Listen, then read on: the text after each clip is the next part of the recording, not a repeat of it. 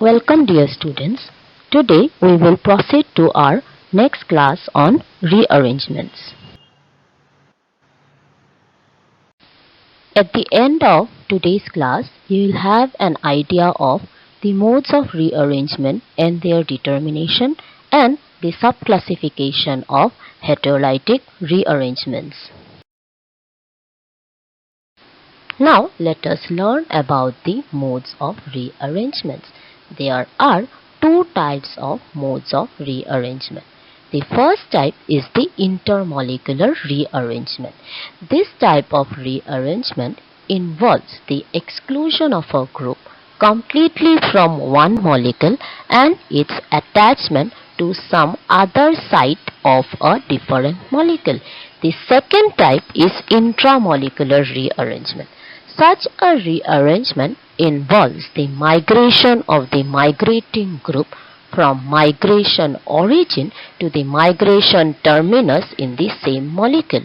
This type of rearrangements are usually much more common, and they occur when the migrating group is not completely detached from the molecule.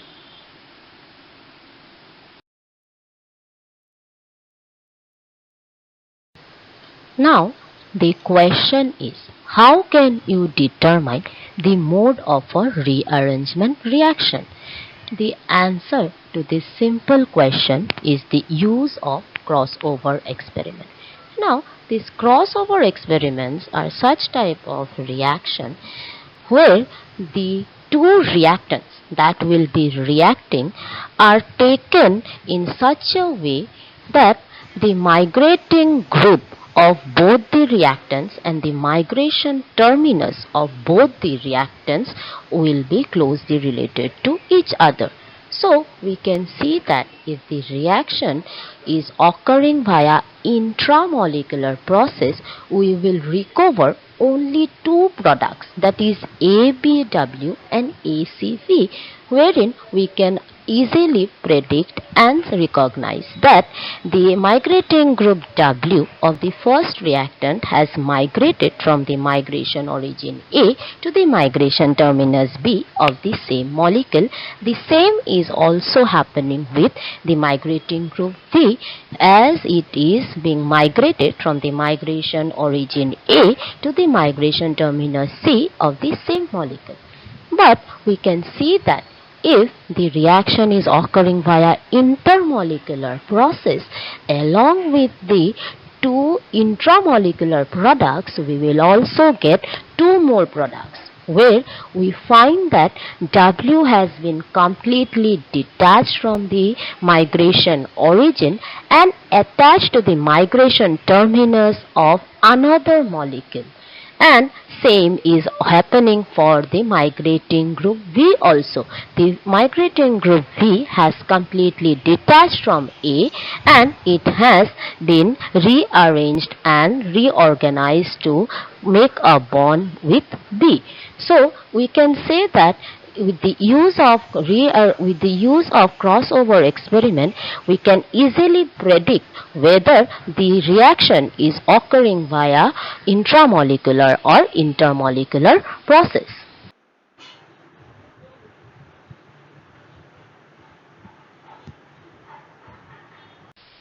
Now let us move to the next topic of our today's lecture, that is the subclassification of heterolytic rearrangements.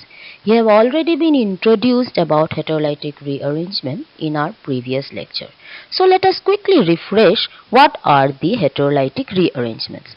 These are those rearrangements where the bond between the migrating group and migration origin is heterolytically cleaved such that the migrating group moves either along with the electron pair or without them.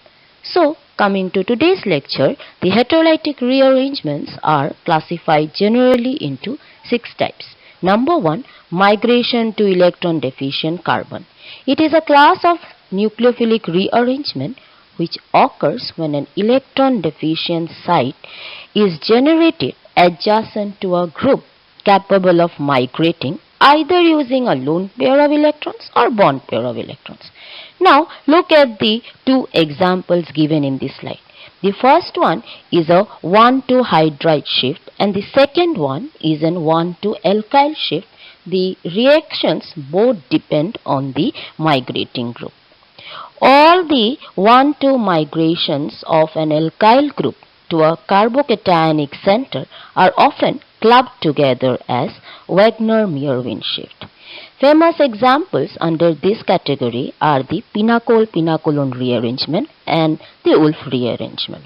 The second type is migration to electron deficient nitrogen.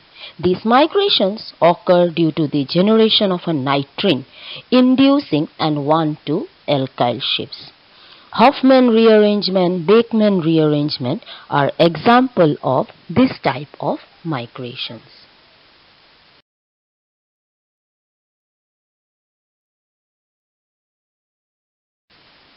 The third type of heterolytic rearrangements are the migrations to electron deficient oxygen.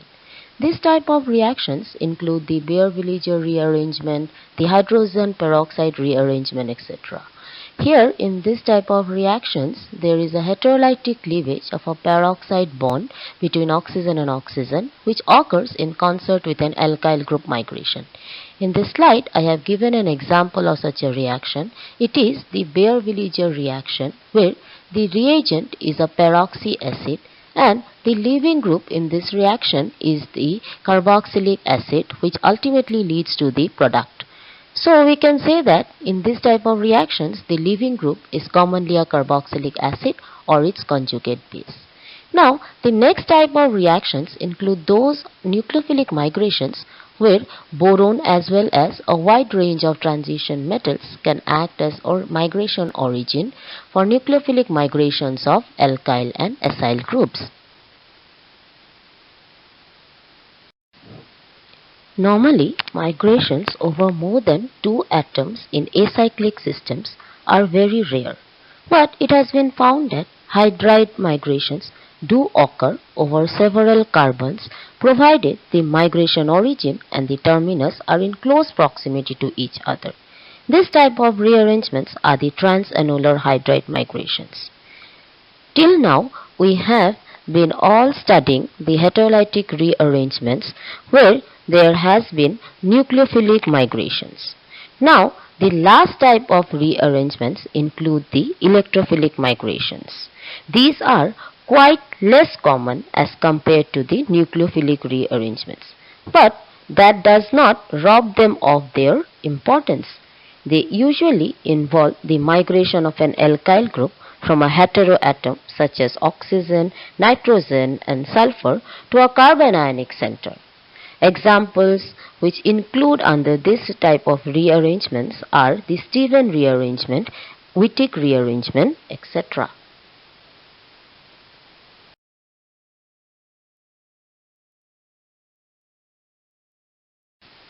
So, with this, I am ending my lecture today.